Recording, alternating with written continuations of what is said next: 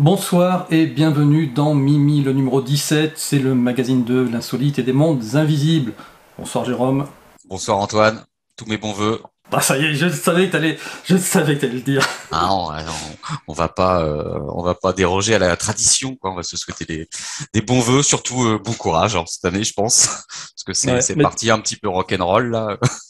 c'est parti déjà en cacahuète, mais tu sais que je cherche l'espèce de saligo qui m'a souhaité ses bons vœux l'année dernière, à la même époque, hein, et puis qui m'a foutu une année pourrie, quoi. Il y en a forcément un dans le tas. Alors je sais pas si c'est toi ou. Mince, Mais, c'est reparti pour un tour, Antoine. Ah bah ouais, c'est clair, là. Si c'est toi le chat noir, c'est reparti pour un tour, là. Ouais, bah écoute, non, mais une chose qu'on va souhaiter, c'est qu'au moins qu'elle soit meilleure que l'année dernière. Ça risque de pas, j'allais dire, ça risque de pas être difficile, mais je suis même pas sûr. Je suis même pas sûr. C'est ça qui est terrible. Je sais pas ce que vous en pensez vous de votre côté, mais là, il faut qu'on s'arme de courage, ça c'est sûr. En tout cas, une chose qui est certaine, c'est qu'on est ravis de vous retrouver en cette année 2022. 2022, malgré tout, c'est un chouette chiffre en numérologie. Et on n'a pas pu finalement faire petite émission qu'on souhaitait faire avec Jérôme pendant les vacances. On est en pourri en Normandie, donc tourner en extérieur c'était un peu compliqué.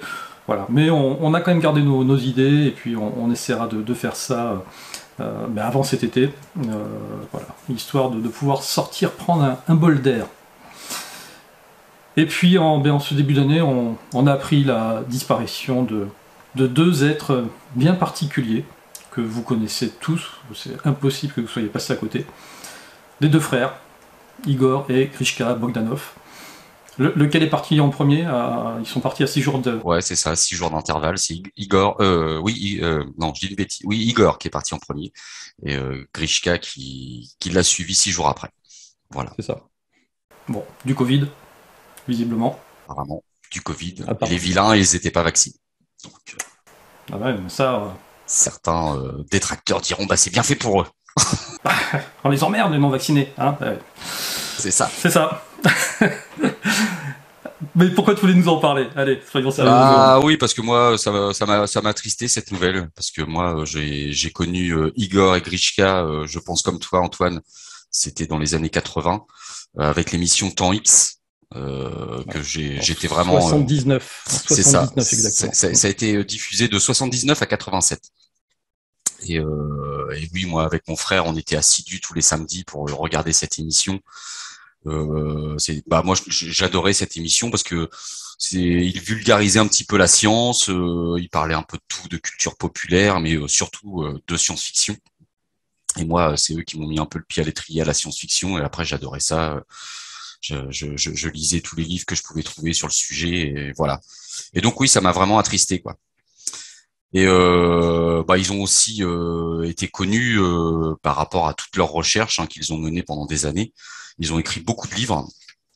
Je vais pas tous vous les citer, mais moi les principaux: Le visage de Dieu, La pensée de Dieu, La fin du hasard, Le code secret de l'univers et L'équation de Dieu, leur dernier ouvrage qui est sorti en 2019. Donc on retrouve souvent le mot Dieu dans le titre de leur livre, parce que en fait pendant des années ils ont essayé de percer ce mystère, l'origine de l'univers en fait.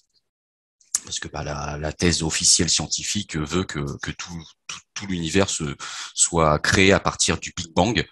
Et eux, donc, comme ils étaient vraiment très très calés, c'était des têtes quand même, les frères Bogdanov. Ils ont notamment Grishka qui a fait toute une thèse là-dessus pour démontrer scientifiquement et surtout mathématiquement qu'en fait, avant la conception de l'univers, avant ce fameux Big Bang, toutes les équations, toutes les lois de l'univers étaient déjà écrites. Ça pouvait pas être autrement. Ils l'ont prouvé, je dirais statistiquement, ils l'ont prouvé, quoi. Alors ils ont toujours essayé de chercher qui avait craqué l'allumette, quoi, qui avait déclenché ce Big Bang. Alors voilà, certains l'appellent Dieu, hein, bon, mais bon, eux justement dans toutes leurs recherches et leurs ouvrages, ils nous démontrent que en fait voilà l'univers tel qu'on le connaît et en fait émane d'une volonté d'une création divine, on pourrait dire entre guillemets, quoi. Voilà, et qui avait déjà tout calculé à l'avance. Et moi, j'ai aimé à les écouter.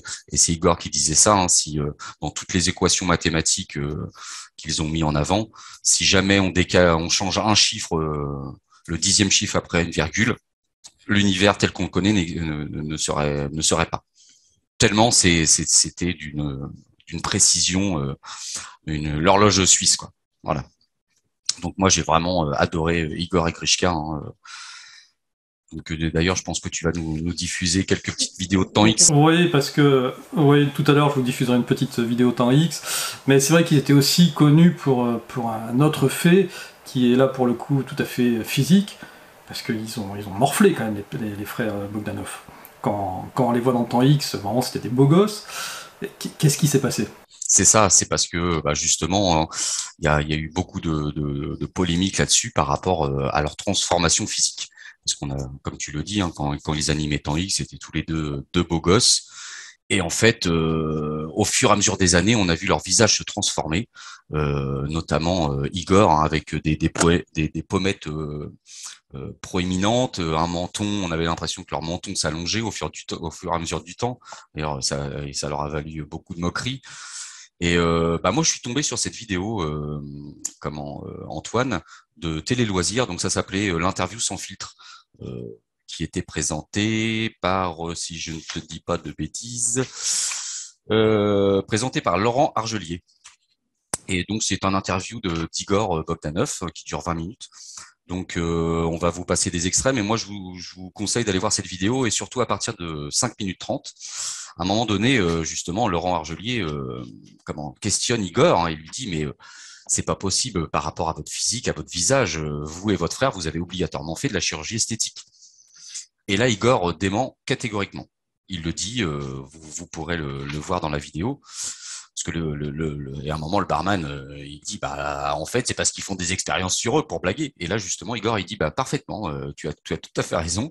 En fait, Igor avoue que oui, il explique que Grishka et lui sont des expérimentateurs et ils font des petits protocoles divers.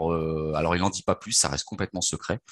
Mais apparemment, des choses avancées, il dit même très avancées par rapport à la technologie actuelle. Hein, ils vont beaucoup plus loin que celle-ci. Voilà. Donc, on ne saura jamais qu'est-ce qu'ils faisaient comme expérience sur eux. Mais c'est vrai qu'ils sont morts, si je dis pas de bêtises, à l'âge de 72 ou 73 ans, je crois. Et lorsqu'on voit leur visage, C'est ça, ils avaient 72 ans. 72 ans, c'est ça. Et bon, pour 72 ans, ils avaient quand même encore un visage, je dirais pas de vieillard, quoi. Hein. Alors, certains diront que c'était moche, hein, surtout, je trouve. Ah non, non, c'est... Surtout Igor, il a quand même un faciès assez spécial, quoi. Hein. Alors, les deux. Les deux, ils ont évolué pareil. Mais quand tu le vois là, oui, tu lui donnes quoi, 40 balais? Ouais, c'est ça. Il a quand même une peau assez tirée. Voilà, il a pas. Mais bon, voilà, il l'avoue dans cette vidéo. En fait, il faisait des expériences avec Igor. Alors, est-ce qu'ils testaient la chimique? Voilà, c'est ce que j'allais dire. La pierre philosophale, tout à fait. Et est-ce qu'il n'aurait pas, entre guillemets, peut-être trouvé? Bon, heureusement, apparemment, ça marche pas avec le Covid, hein, la pierre philosophale. Donc voilà, je tenais à faire cette petite parenthèse par rapport à nos regrettés Igor et Grishka. Et comme ils ont cherché Dieu pendant toute leur vie, je pense qu'aujourd'hui, ils l'ont trouvé. Voilà, j'espère pour eux. Ils l'ont trouvé, mais ils nous le diront pas. Ouais. Ils ne le diront pas, malheureusement. Malheureusement. Et alors c'est vrai que temps X, donc voilà, c'était vraiment une émission, c'était une émission qui était géniale. Alors là c'est le tout premier épisode. On sent que c'est vraiment leur première émission, ça bafouille un peu. À la fin, il y a même une présentatrice qui perd complètement ses moyens devant. Pourtant, elle n'est pas en direct, hein, ils auraient pu couper, etc. Mais il n'y a même pas de coupe technique sur. Et je voulais vous présenter ce beau gosse-là. Est-ce que tu sais qui c'est? Je dirais Jean-Pierre Petit. Eh ouais, Jean-Pierre Petit. Ouais, il était bien jeune. Hein. Ouais, il était bien jeune. Ce beau gosse. Ouais. Ouais, c'est ça. Et mais donc, on reconnaît dans les yeux. Les yeux, ça trompe pas. Oui, alors j'étais vraiment surpris de retrouver Jean-Pierre Petit, mais effectivement, Jean-Pierre Petit est un grand physicien qui adore la science-fiction et son interview, c'est un régal. Vous pourrez cliquer dans les liens là dans la description de la vidéo. C'est vraiment super. Et du coup, ça me permet moi de faire une transition un peu capillotractée, certes, avec le prochain sujet. Eh bien, voilà, je voulais vous parler effectivement de Génération Cité d'Or. Alors, il n'y a pas de rapport direct avec Temps X, quoique, là, dans l'article de Stéphane Royer, on parle de l'Atlantide, des triangles des Bermudes et des ovnis, et le lien qu'il y a avec tout ça. Il nous fait un super article, d'ailleurs, Stéphane, sur le sujet. Et juste, j'en profite pour vous dire, ça y est, le magazine est sorti. Il est d'ailleurs, pour ceux qui nous suivent, chez l'imprimeur. Et vous allez le recevoir d'ici la fin du mois, très très bientôt. En tout cas, vous l'avez déjà reçu en PDF pour ceux qui l'ont précommandé. Et donc, je voulais revenir sur cet article, parce qu'à un moment donné, au niveau du triangle des Bermudes, j'apprends que il y a une espèce de pyramide comme ça, qu'on voit là, qui aurait été détectée par un sonar, ça doit être dans les années 60, fin des années 60 et puis aussi dans les années 70. Et il y a une espèce de richissime richissime personne, un grec richissime, qui va organiser une plongée sur les lieux. Et qui est-ce qui prend pour faire cette plongée, essayer de retrouver cette fameuse pyramide? Eh bien, il fait appel à Jean-Pierre Petit et à Jacques Mayol. Donc voilà, je ne m'attendais pas à retrouver Jean-Pierre Petit en tant que plongeur aventurier sur cette zone-là. Donc vous verrez, l'article là-dessus est passionnant. Et, et donc en farfouillant un peu sur le sujet, c'est le site de Fred Idyll d'Artivision qui me renvoie sur un site de Jean-Pierre Petit. Vous pouvez y accéder ici en cliquant sur le lien ou en le recopiant. Donc on tombe effectivement sur ce site de Jean-Pierre Petit, où il nous parle de son expérience avec Mayol, hein, vous savez, le fameux apnéiste qui était la tête d'affiche du film, en tout cas qui était la référence du film du Grand Bleu de Luc Besson, que tu as forcément vu. Hein, évidemment, comme tout le monde. Évidemment. Donc là, j'apprends que le fameux Jacques Mayol est décédé. C'était un 24 décembre 2001, donc c'était il y a 20 ans, hein, pour ainsi dire. Et alors, est-ce que tu sais de quoi est-ce qu'il est décédé? Et c'est la façon dont il est mort. D'ailleurs, c'est un peu le comble, hein, pour un apnéiste. Il s'est noyé dans sa baignoire. Non, mais pas loin. Ah. Et il s'est pendu. Ah. Mort par suffocation. Hein. Mauvaise blague alors. Désolé. Oui, mais bon, voilà, c'était son choix. Hein. Ouais, je ne savais pas, tu vois. Ah oui, mais on aurait pu croire qu'il serait mort effectivement en plongée. Mm-hmm. Parce que à la fin de l'article, en fait, Jean-Pierre Petit va justement parler de la plongée en apnée, et particulièrement des dangers de la plongée en apnée. Et moi, ça m'a passionné, parce que c'était un domaine que je ne connaissais pas. Il faut savoir que donc lui a été un grand plongeur, son fils a été un grand plongeur, et là on le voit, son fils, 23 ans, et en fait son fils est décédé en plongée en apnée, alors que c'était un grand sportif, donc il est décédé en ce qu'on appelle l'apnée extrême. Voilà. Et cette apnée extrême, elle est arrivée comment, un petit peu comme ça dans le grand public? Eh bien, grâce ou à cause du film Le Grand Bleu. Et suite à ce dossier-là qu'il a monté donc, dans les années 80, Jean-Pierre Petit, après le décès de son fils, pour alerter des dangers de l'apnée, il a recueilli plein de témoignages.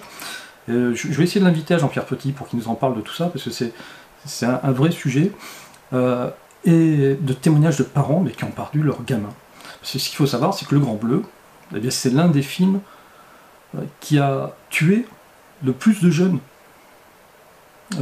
Après diffusion du film, il y a eu plus de 500 gosses, alors je dis gosses, on va dire de 15-25 ans, qui sont morts en apnée, pour pouvoir, parce qu'ils avaient envie de refaire le Grand Bleu, parce que visiblement c'est le pied, hein, quand vous êtes en apnée, ça donne des sensations que les gens qui respirent n'ont pas. Et en fait, ce qu'il faut savoir, c'est que les personnes qui meurent en apnée, lorsqu'on fait une autopsie, elles n'ont pas les poumons remplis d'eau. Elles ne meurent pas noyées.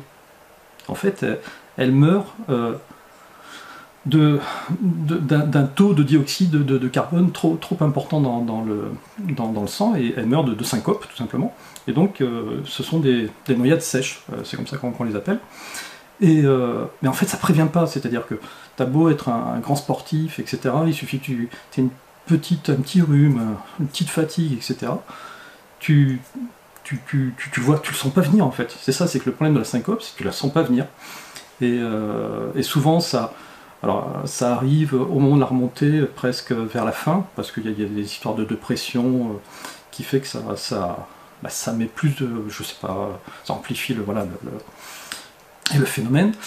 Et donc, voilà, ça a tué vraiment des centaines de personnes.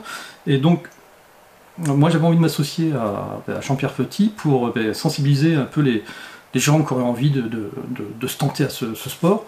C'est un sport très dangereux. Il faut savoir que les grands champions français sont tous morts. Mais tous, hein, pourtant super entraînés, etc. Donc, bon voilà, c'est pas quelque chose d'anodin. Et je voulais profiter de cet article, profiter d'avoir vu, en fait c'est quand j'ai vu dans le temps X Jean-Pierre Petit, je me suis dit tiens, ce serait peut-être le bon moment de faire cette transition, même si c'est pas un sujet d'actualité, mais quoique, si vous êtes concerné, ou si vous avez des enfants, ou des neveux, des amis qui font de l'apnée, il faut faire très attention. En tout cas c'est un sport qu'il ne faut jamais faire seul, il faut toujours avoir un système de secours. Et d'ailleurs, ce qu'il faut savoir, c'est que Jean-Pierre Petit, à un moment donné, a créé justement un système, une espèce de harnais pour pouvoir remonter d'urgence un apnéiste qui aurait ce malaise. Simplement, il faut être deux, parce qu'il faut que ce soit quelqu'un qui l'actionne. Et il n'a jamais eu les fonds pour pouvoir faire son projet. Pourtant, tout avait été tout a été breveté, etc. Si, je crois qu'il a eu les fonds, mais quelqu'un est parti avec la caisse. Ça doit être une histoire un petit peu comme ça.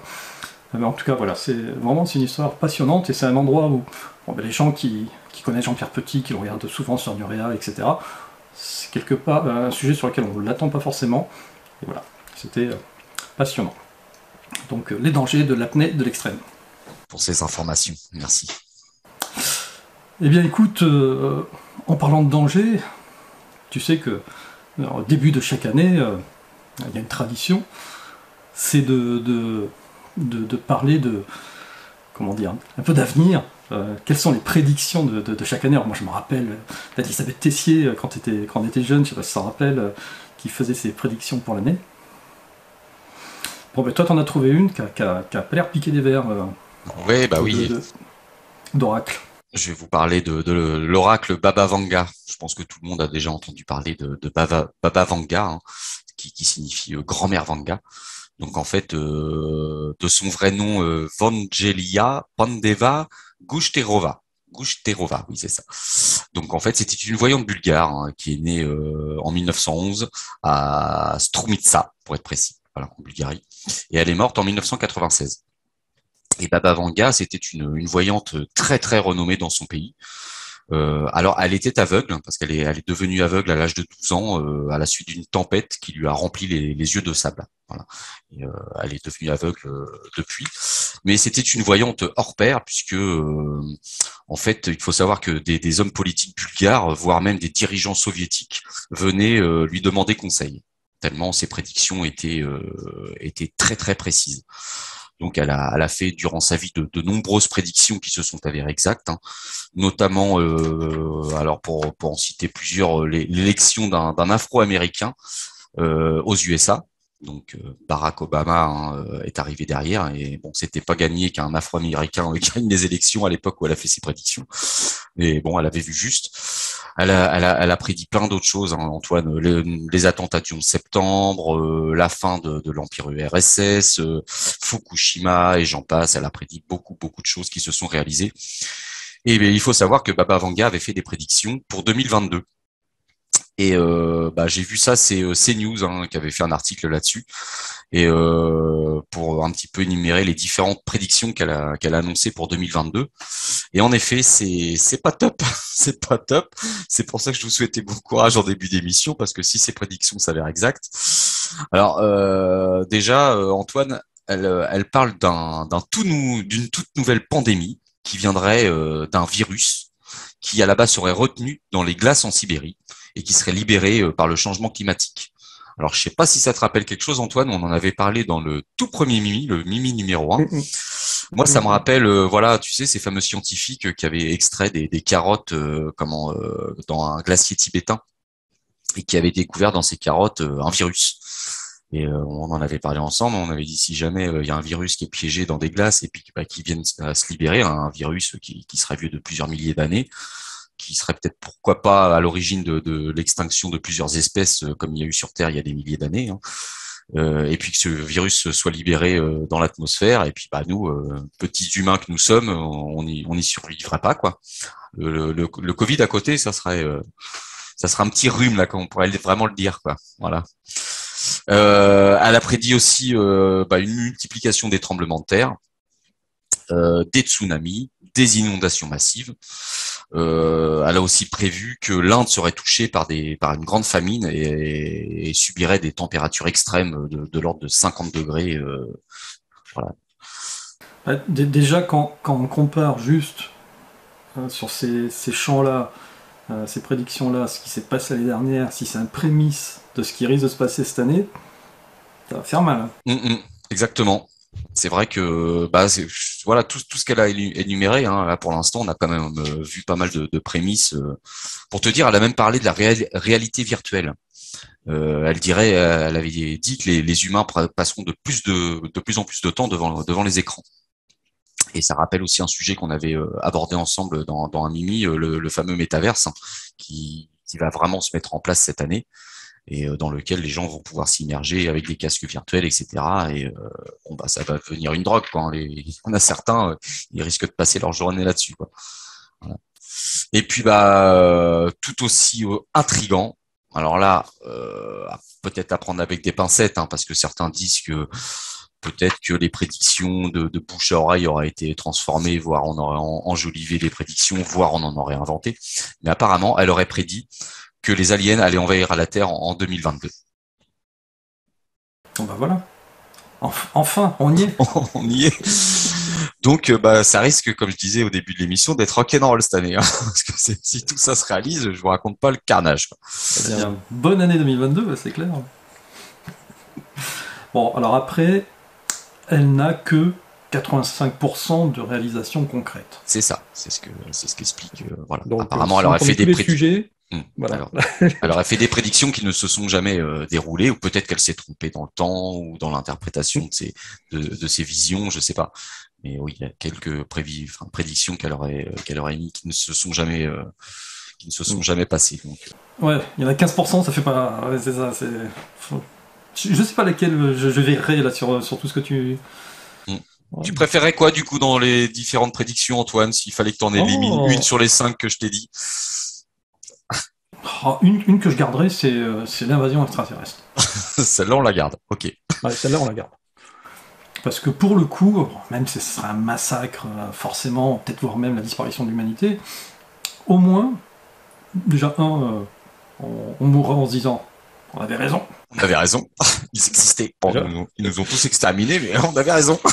Non, et puis on l'a toujours dit, le seul moyen réel d'unir l'humanité tout entière, quelle que soit leur couleur de peau, leur couleur d'idéaux, leur religion, etc., c'est une menace extraterrestre. Donc voilà, ça sera peut-être le moyen enfin de... C'est Ronald Reagan qui avait dit ça, une allocution, je ne sais plus à quel moment il avait expliqué ça justement. Il avait dit que le seul moyen d'unir tous les êtres de la planète, ce serait pour lutter contre une invasion extraterrestre. Ah ouais, c'est ça, il avait raison. Moi, je le lui avais soufflé et puis tu vois, il l'a repris. Bon. Ouais, du coup, s'il fallait en éliminer une, moi je dirais le virus. Le virus. Parce que là, on en a marre des virus. Ouais, le virus.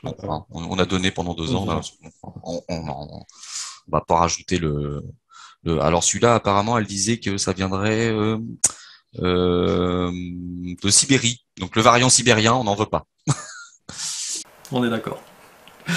Alors tiens, en parlant de prédiction, c'est Marie Roca qui a aussi des visions et des prédictions, et qui m'a envoyé un mail il y a pas très longtemps, et donc du coup je vais en dire 2 mots, parce que c'est assez intéressant, parce que déjà en 2019, non, ou en 2020, elle avait vu que dès novembre, elle avait une formule comme ça qui était venue en tête, où elle disait 2020, ce serait l'année où les masques tombent.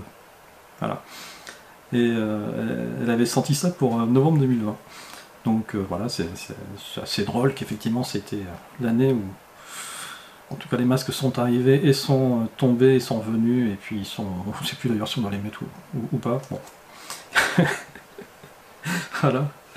Elle avait annoncé en 2021 qu'on continuerait à jouer avec nos nerfs, avec des hauts et des bas. Bah, voilà, c'est ça. Et en 2022, voilà ce qu'elle voit. Elle voit une sorte de barrière de douane, comme il en existait autrefois entre la France et l'Espagne, par exemple. D'un côté de la barrière, une foule immense, mais avec deux parties distinctes. À ma gauche se trouve la majorité des gens, et tous se pressent pour tenter de passer cette barrière, mais c'est comme si une force invisible les repoussait toujours plus loin. Un petit nombre de personnes se trouvent dans la file de droite, une toute petite file, et eux passent de l'autre côté. Du côté de la foule se trouve un ciel morne, gris, mais ces grandes lumières de l'autre côté de la barrière. Donc pour elle, 2022 va être l'année du premier tri, celle où certains seront mis à l'abri, le petit nombre, et elle pense que les injectés du venin, tel qu'elle l'appelle, sont admis de l'autre côté dans un premier temps. Et il pourrait s'agir d'une sorte de sas avec tout ce que nous connaissons dans nos environnements, mais sans nuisance et avec bien moins de monde. Donc voilà, et elle voit ça aux alentours de 28 février, 1er mars, en tout cas en numérologie druidique, ce sont des dates qui ont l'air d'être importantes. Donc, bon, écoute, c'était. On verra, hein, on y est. Donc, c'est pas très glamour quand même ce qu'elle annonce. C'est toujours pareil, hein, Non, c'est clair. Mais tu sais, ça me rappelle. C'était, je crois, dans Top Secret, hein, où Monsieur X, pareil, voyait prédisait une espèce de grotte là avec deux entrées, les bandes jaunes et puis les bandes rouges. Oui, des fléchages de couleurs au sol des fléchages de couleurs. Voilà. Tout le monde se ruait pour être sauvé et puis au final, c'était l'inverse. C'était l'inverse, voilà. C'est toujours pareil, c'est comme en politique. Hein, les prévisions n'engagent que ceux qui y croient. C'est comme les promesses en politique, voilà. Donc, on en reparlera en 2023 pour voir ou pas ce qu'il en a été. Allez, dernier petit article. Le premier polémique de l'année. Je te montre une photo. Selon toi, qu'est-ce que c'est ? Eh bien, c'est un stade avec des joueurs sur le terrain. On voit les tribunes.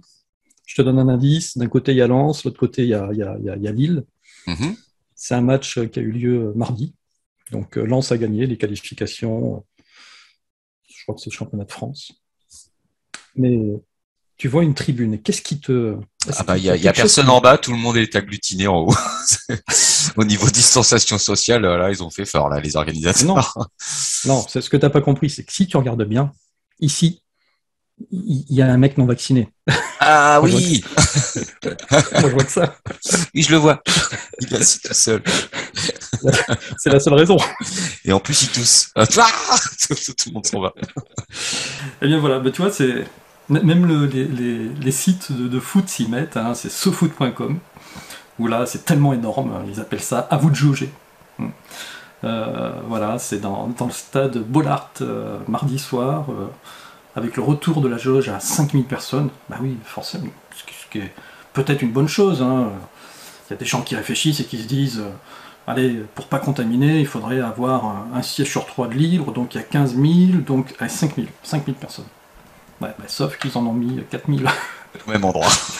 Au même endroit.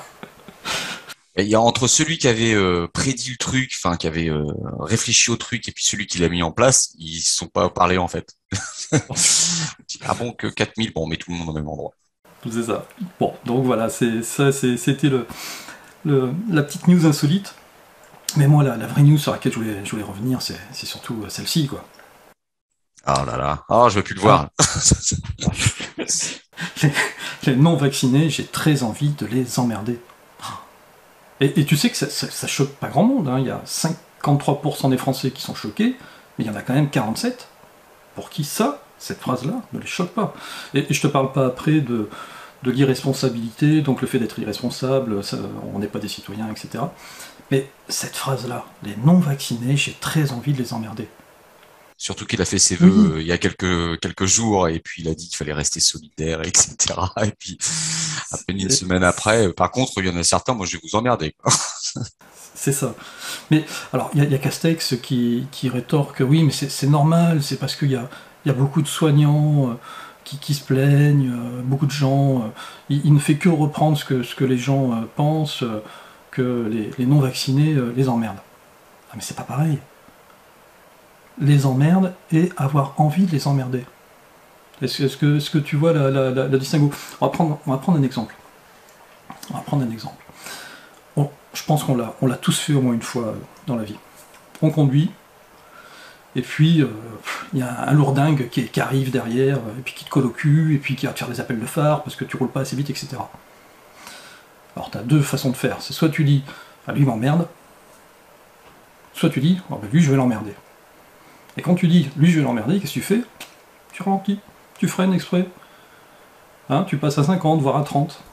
Ah bah ça, bah oui, là, non seulement tu l'emmerdes, mais en plus, le truc c'est que tu lui fais monter la tension. C'est-à-dire qu'après, il devient fou, il a envie de te doubler, et puis ça peut aller dans tous les sens. À te faire des gentils signes par la fenêtre. C'est ça, tout à fait. Voire même, ça peut finir en pugilat, ça s'est déjà vu. Hein, Ça c'est déjà vu, ça finit aux mains. voilà. Ouais.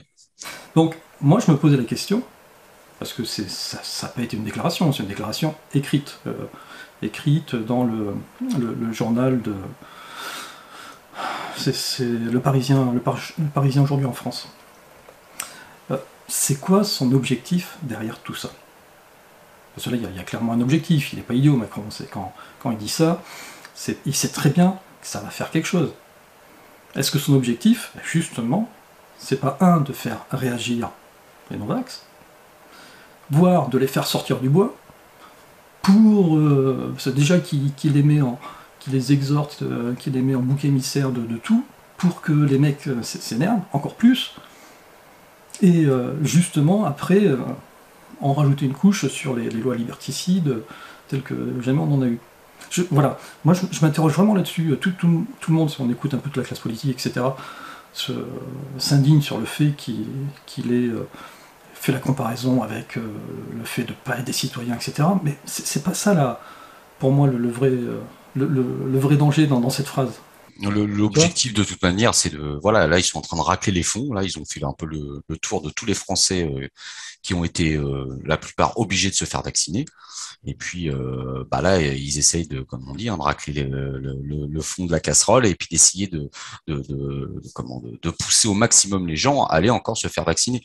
Bon là il y a eu le variant machin, hein, Ouais. tout le monde, les gens ils refont la queue tous pour Oui, mais se faire avec ce genre injecter. de déclaration. Bah là, avec ce genre de déclaration, c'est peut-être aussi pour essayer de faire craquer certaines personnes qui ne se sont toujours pas mis au diapason.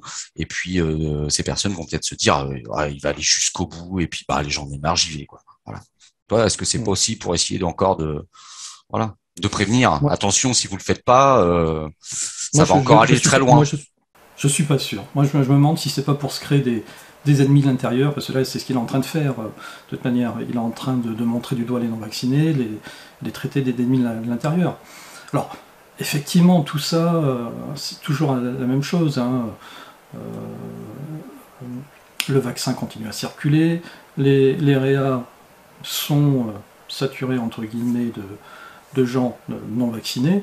Alors, le problème, c'est que c'est toujours pareil. C'est quand on regarde les chiffres. Si vous regardez à Rouen, il y a 9 lits sur 10 qui sont occupés par des non vaccinés. Si vous regardez sur Marseille, je crois que c'est pareil, c'est de l'ordre de 8 à 9. Et puis si vous regardez dans un autre hôpital, ça va être complètement le contraire, où ça va être 100% de vaccinés.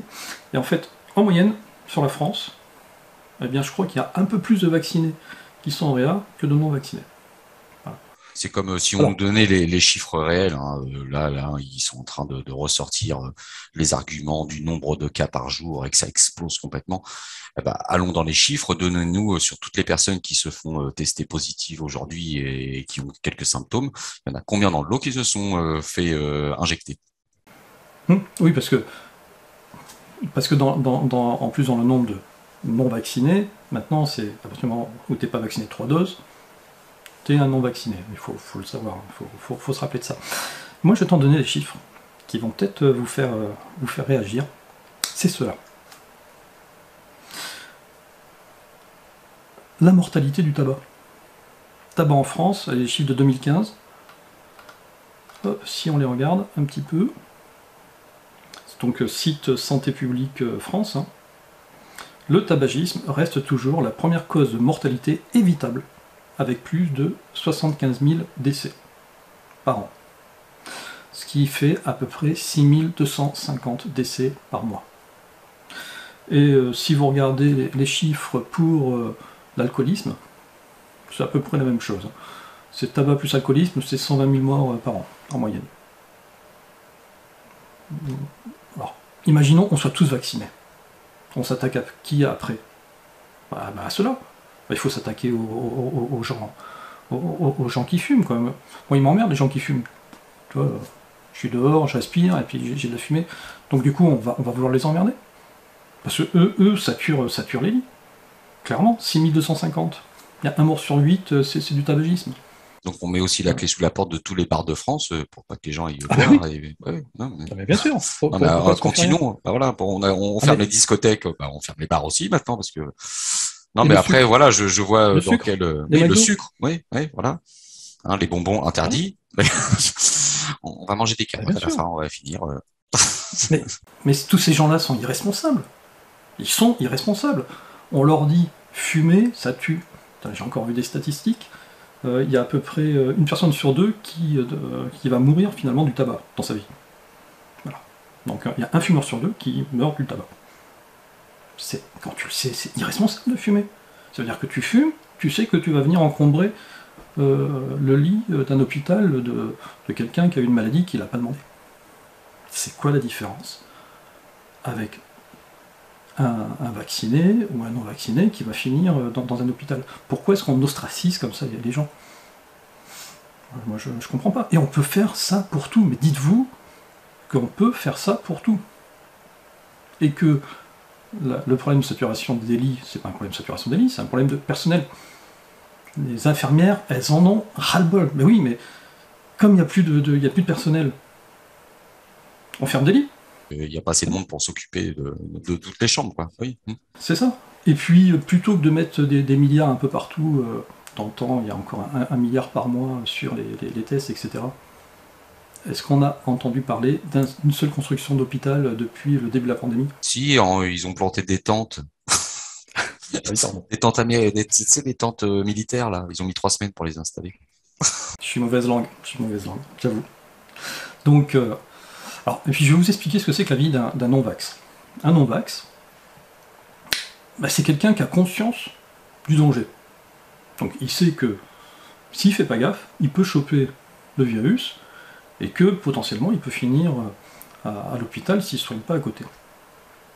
Donc dès qu'il va toucher quelque chose, il va se laver les mains au gel hydroalcoolique.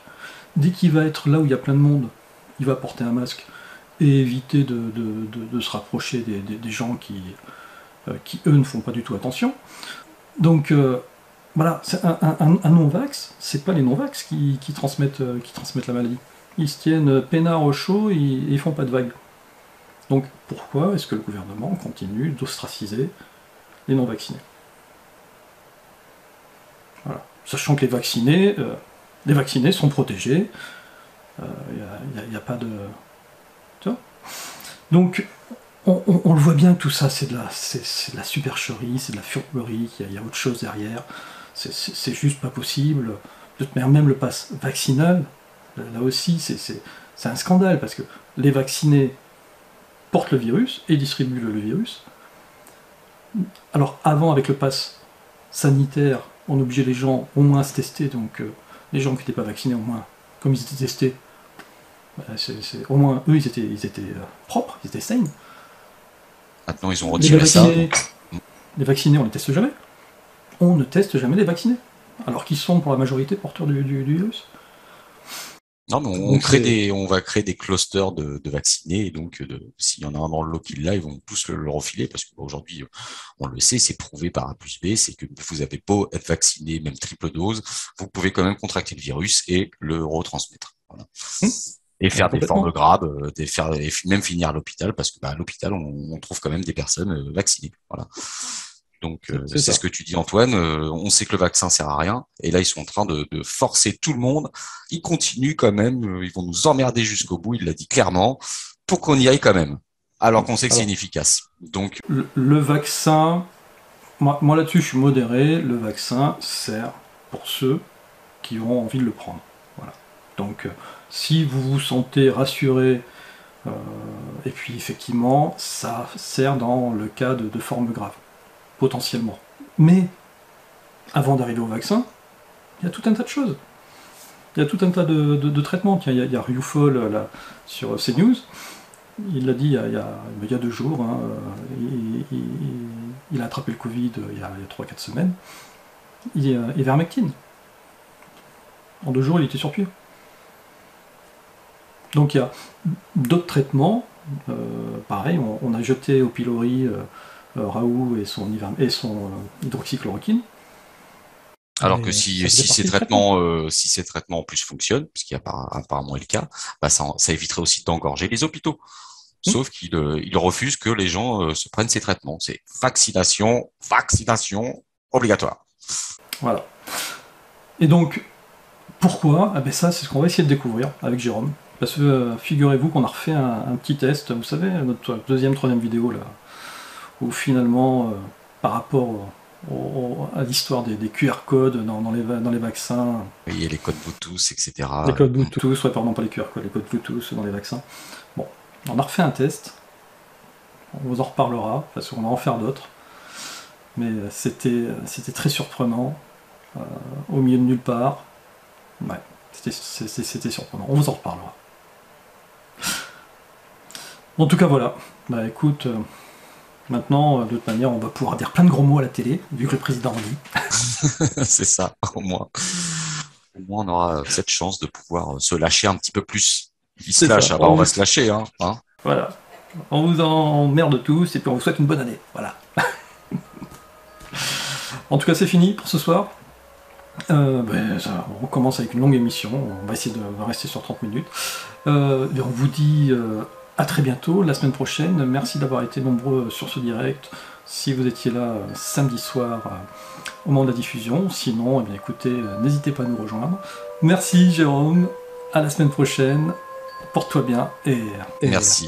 Toi aussi Antoine. Salut à tous. Ciao, ciao.